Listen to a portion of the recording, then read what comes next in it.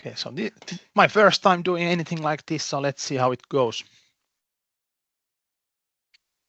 And I picked Chet Campbell's script for this first. It's not JMP version. So I won't display this window, but I do have the script, and there is a link to this also. What is this post? And we can check, we can see it from here what the script looks like. It has multiple scripts in this, but I took only the latest version because this is type of blog post, but I only took the last section. This small script here just downloads the attachment file from JMP community. So we can view it here. So first I can run this row by row or in some parts. It has 2 parts. So basically first it asks user how many parts they have. After this is run, it then dynamically builds next user interface in which user can then input if these number of parts were pass or fail. This is what this does. And then when user clicks OK, it will return the list of these pass fail values. Let's write fail, for example, here.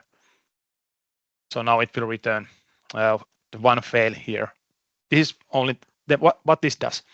And now let's get to the roasting section. I do have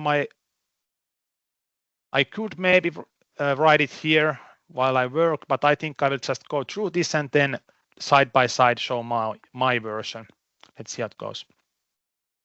And I did first review of this in November last year, and I have those notes also here. But I'll start with my new. Yes, sure.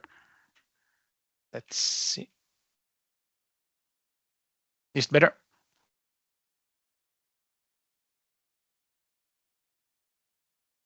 Not everything will fit, but most likely not a problem. Most will. So I have my notes here, and I kind of go from top to bottom. What are my issues with this script? First thing, the script does not have names default to here. Even if you were, this doesn't use namespaces, but even if you were to use namespaces, I still generally I start my script still with this. Because then if you run one section of a script and you don't have this here, it will escape immediately global namespace.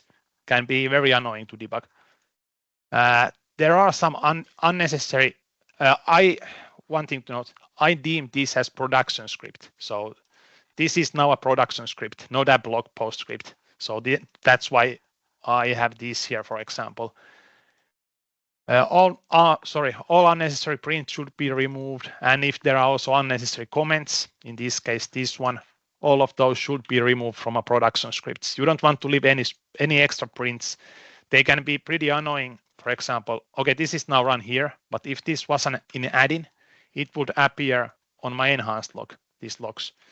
If you have this in a loop, it will slow down the script execution, and it can be quite big loss of speed in some cases.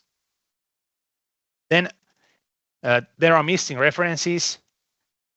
Even if you wouldn't need this here, I would still use this. It's just a good habit to have. I'm not sure in which version Chet has made this, but nowadays, if you are using a modal window, I have my opinions on modal windows. In this case, it's okay.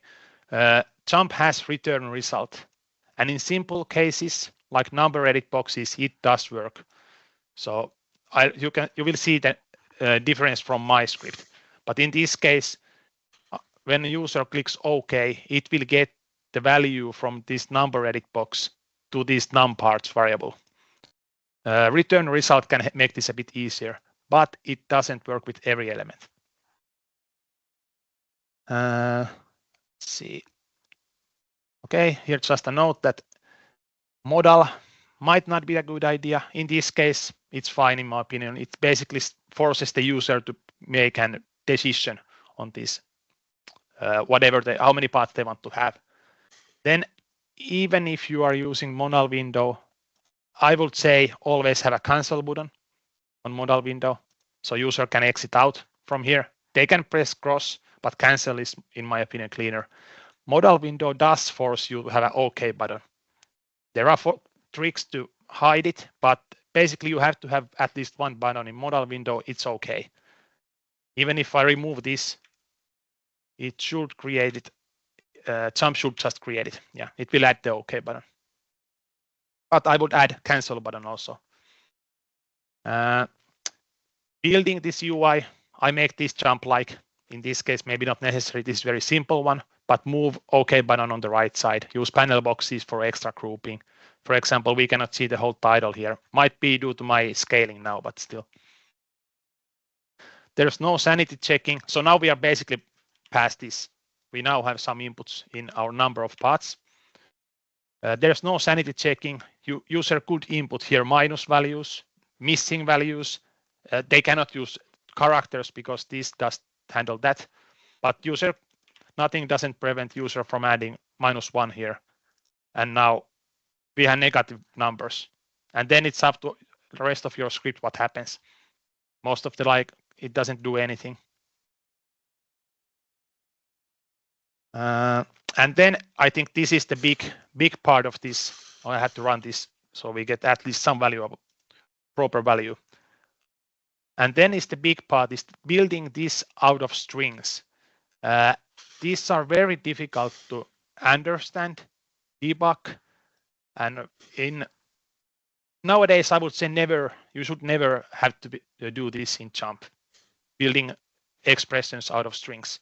Sometimes it is easier, but still there are methods to not do this, and they are better methods. So now we can, for example, see when we now have our script here. It can be basically you have to do the debugging from here or from here as a text. You don't have syntax highlighting or anything like that. Otherwise, this method, how this has been built, is fine.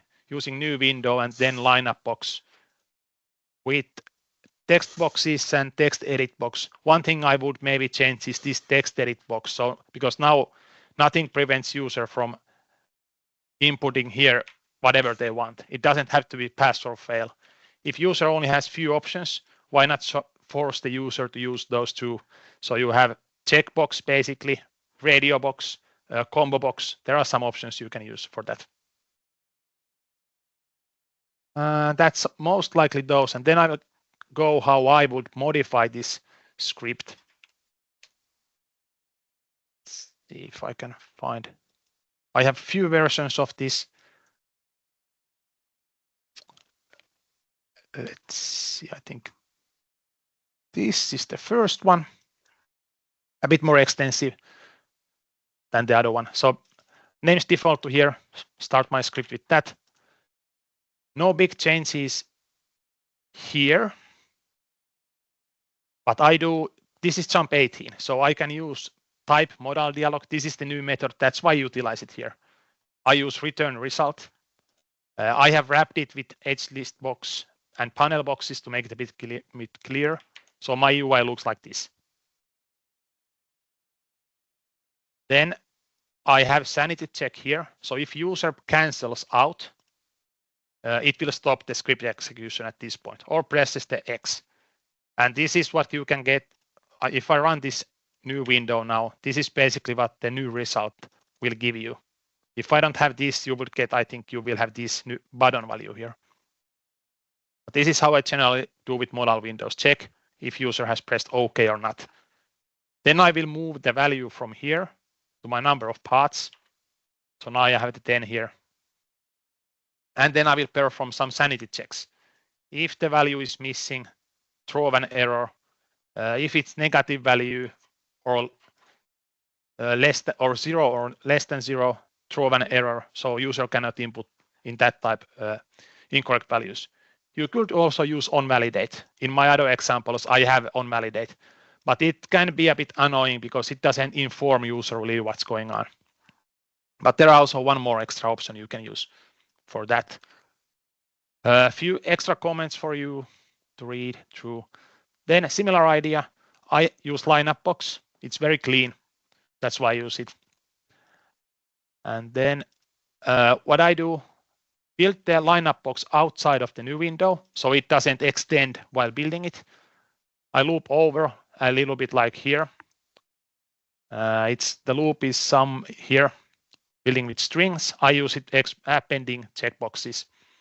So now at this point, I have lineup box with all of these values. As long as I don't use this, I can implement it inside new window. Other option, I could use combo box. I will just build this here for an example. And then with checkbox, one thing is sometimes you might want to do this setting. If you have checkbox with just one checkbox, you can use set all to set them all to define whatever, 1 or 0, the default value. And in this case, we had initialized the values as pass. So now we have one lineup box with checkboxes and one with combo boxes. We have 2 of these just because of due to the demonstration. Then I have removed this functionality here, the button box. What the button does is not inside the new window. It's easier to modify it when you have a separate expression for it. So this is basically what my button will call. And then this is the final new window we will create. And this is how it will now looks like. It's a bit different looking than here, but user can only basically from here pass or fail from radio boxes, or then checkboxes. They can check or uncheck this. Okay, doesn't work because I don't have my options defined. Let's see if it works. If it doesn't, I will. Okay, now it works. Because I didn't initialize this.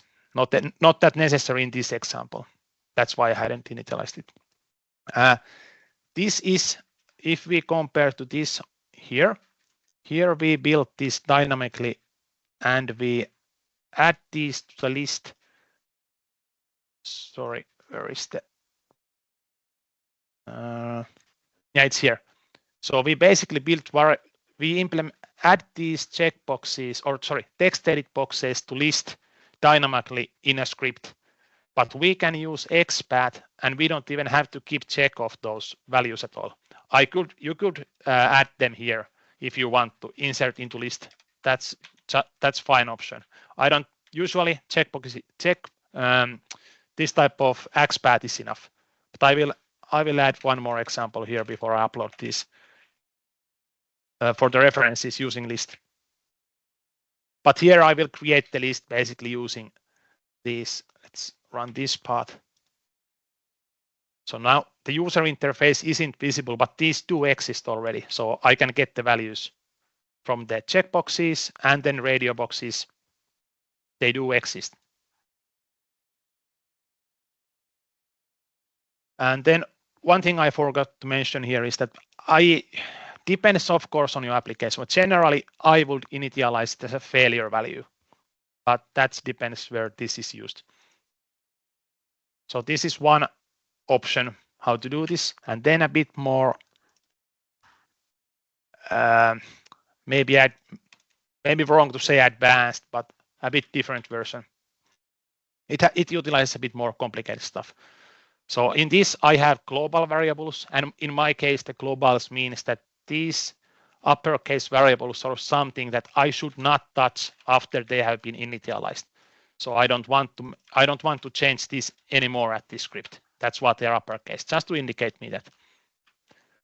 I create an initial value because how I have built this user interface, I have to do this with indexes. You can, in this case, I have used onValidate.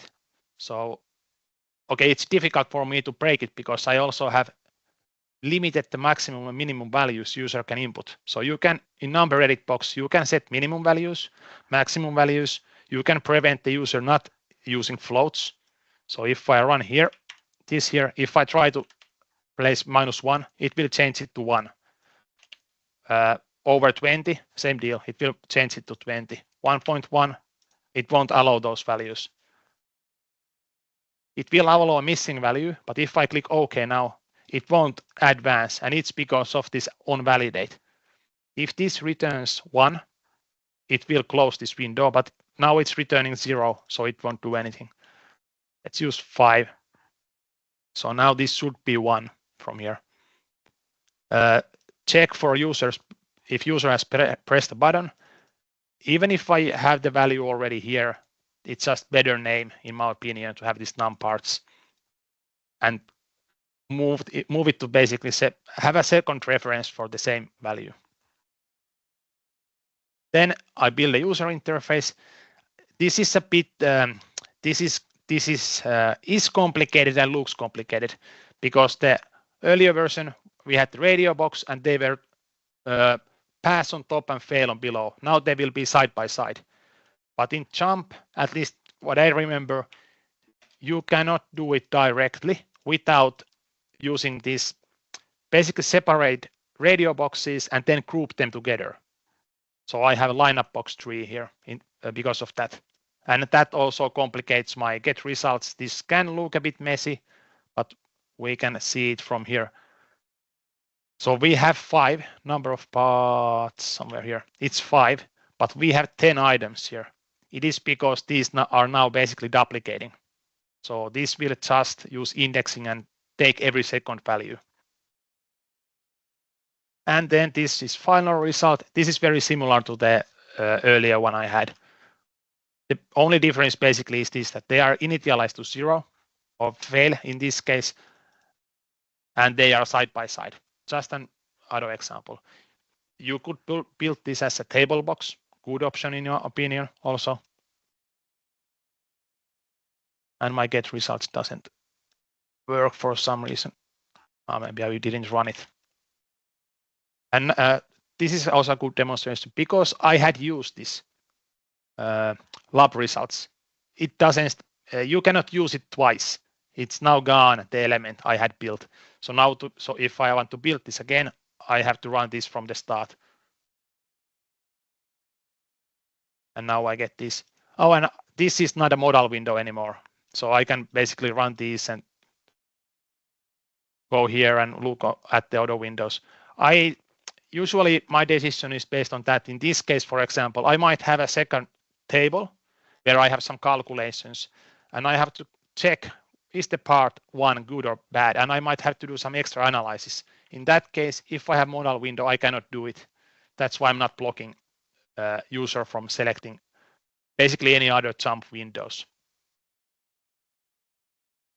But that's basically how I would modify some cleanup on here to make it look like more like JMP platforms or launchers, limit the user options, sanity checks for the input values or selected values, and then don't build the final window from strings, but rather use some sort of appending, expression building, or some other methods. I will share all of these 4 scripts I have. This one I won't because you can get it from the community. So that's for basically for the roasting section. So remove most of these, add names default to here, add sanity checks. Those are the most important ones, I would say.